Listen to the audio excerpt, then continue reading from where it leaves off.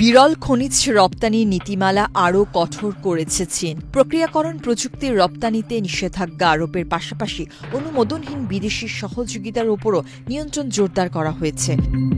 এই বার্তার মাত্র 2 দিন আগে চীনের চিপ নির্মাণ সরঞ্জাম রপ্তানিতে আরও কঠোর নিষেধাজ্ঞা আরোপের আহ্বান জানায় যুক্তরাষ্ট্র।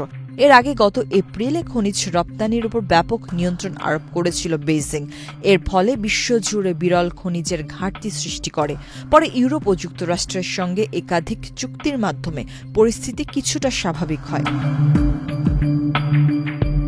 চীনের পদক্ষেপকে বাণিজ্য আলোচনায় যুক্তরাষ্ট্রের উপর চাপ সৃষ্টির কৌশল হিসেবে দেখা হচ্ছে। এক্সট্রিম মশার কয়েল প্ল্যান্ট ফাইবার দিয়ে তৈরি, তাই সহজে ভাঙে না, সুগন্ধিযুক্ত ও নিরবিচ্ছিন্নভাবে চলে। ডেঙ্গু, চিকুনগুনিয়া বাহি সহ যে কোনো মশার বিরুদ্ধে দেয় এক্সট্রিম সুরক্ষা। কারণ দক্ষিণ কোরিয়ায় যুক্তরাষ্ট্রের প্রেসিডেন্ট ডোনাল্ড ট্রাম্প ও চীনের প্রেসিডেন্ট শি জিনপিং এর মধ্যে সরাসরি বৈঠক হওয়ার কথা রয়েছে চলতি মাসে। বিশ্বের প্রক্রিয়াজাত বিরল খনিজ এবং বিরল খনিজ চুম্বকের 90% বেশি উৎপাদন করে চীন। এসব খনিজ ইলেকট্রিক গাড়ি, বিমান ইঞ্জিন ও সামরিক রাডার সহ নানা প্রযুক্তি পণ্যে অপরিহার্য। চীনের বাণিজ্য মন্ত্রণালয় জানিয়েছে, বিদেশি প্রতিষ্ঠান যারা চীনা বিরল খনিজ বা তার প্রযুক্তি ব্যবহার করে তাদেরও রপ্তানি নিয়ন্ত্রণের আওতায় আনা হবে। এতে করে যুক্তরাষ্ট্রের সেমিকন্ডাক্টর রপ্তানি নীতির মতোই কঠোর নিয়ম চালু করছে চীন। বিরল খনিজ চুম্বক তৈরির প্রযুক্তি রপ্তানিতে বিধি নিষেধ বাড়ানো হবে এবং আরও অনেক ধরনের চুম্বক এতে অন্তর্ভুক্ত হবে।